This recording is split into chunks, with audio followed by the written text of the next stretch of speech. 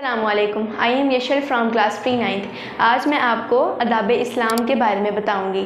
یہ لفظ سلم سے نکلا ہے. اس کے معنی سر جھکانا، دعا دینا، کسی کو سلامتی کی، اطاعت کرنا. اسلام کو تحیت بھی کہا جاتا ہے. اس کے معنی ہے دعا دینا. مسلمانوں کا اسلامی شعار ہے. یہ سنت انبیاء ہے، سنت ملائکہ ہے، اللہ کی سنت ہے، سنت مسلمین ہے. جیسا کہ آپ جانتے ہیں حضرت اسماعیل کا فدیہ دمبا تھا. قربانی اسماعیل و ابراہیم علیہ السلام کے وقت اللہ نے کہا مومنین جب جنت میں جائیں گے تو اللہ سلام کہے گا. جنت میں مومنین بات چیت کریں گے تو وہ سلام کہیں گے. حضور صلی اللہ علیہ وسلم جبرائیل کے ساتھ معراج پر پہلے آسمان پر گئے تو پوچھا گیا کون ہے؟ تو کہا جبرائیل علیہ السلام ہے. پوچھا ساتھ کون ہے؟ کہا محمد صلی اللہ علیہ وسلم ہے. پھر دروازہ کھولا گیا تو حضور صلی اللہ علیہ وسلم کو فرشتوں نے سلام کیا. پھر جیسے اگلے آسمانوں پر گئے تو انبیاء نے بھی سلام کیا. اس سلسلے میں آپ کو ایک واقعہ سناتی ہوں. ایک بادشاہ کے پاس ایک ملزم تھا. جب اس کو پھانسی کے تختے پر لے گئے تو اس سے آخری خواہش پوچھی گئی. اس نے بادشاہ سے ملاقات بتائی. جب بادشاہ کے سامنے گیا تو سلام کیا. بادشاہ نے جواب دیا اور کہا اب اس کو لے جاؤ اور پھانسی دو. تو ملزم نے کہا ہو ہی نہیں سکتا.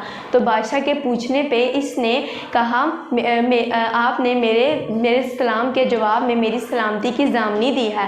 حضور صلی اللہ علیہ وسلم کی بارگاہ میں ایک شخص حاضر ہوا اور کہا السلام علیکم. تو آپ نے سلام کا جواب دیا اور کہا تم بیٹھ جاؤ، تمہارے لیے 10 نیکیاں ہیں. پھر دوسرا شخص حاضر ہوا، اس نے کہا السلام علیکم ورحمۃ اللہ.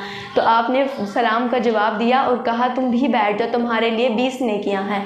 پھر تیسرا شخص آیا، اس نے کہا السلام علیکم ورحمۃ اللہ وبرکاتہ. تو آپ نے کہا تم بھی بیٹھ جاؤ، تمہارے لیے 30 نیکیاں ہیں. حضرت عبداللہ بن عمر سے مروی ہے حضور صلی اللہ علیہ وسلم نے فرمایا بھوکے کو کھانا کھلانا، سلام کرنا جس کو تو جانتا ہے اور جس کو تو نہیں جانتا. حضرت ابو سفیان عبداللہ بن سلام سے مروی ہے کہ اے لوگو اسلام کو عام کرو، مسکینوں کو کھانا کھلاؤ، صلہ رحمی اختیار کرو، نماز پڑھو. اس وقت جب سب سو رہے ہیں تب تم لوگ سلامتی کے ساتھ جنت میں داخل کر دیے جاؤ گے. سوار شخص پیدل چلنے والے کو سلام کرو. حضور صلی اللہ علیہ وسلم بچوں کو سلام کرتے.